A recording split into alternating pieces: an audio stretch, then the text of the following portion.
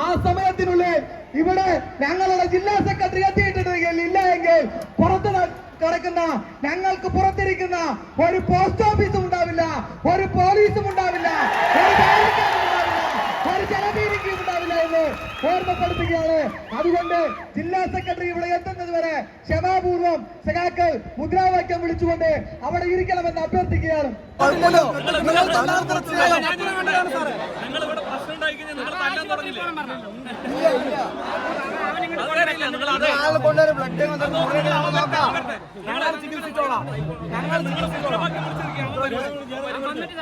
ജില്ലാ സെക്രട്ടറി ഇവിടെ എത്താതെ സമരം അവസാനിക്കില്ല, അല്ലെങ്കിൽ ഞങ്ങൾ പോസ്റ്റ് ഓഫീസിൽ പങ്കെടുക്കണം. ഞങ്ങൾക്ക്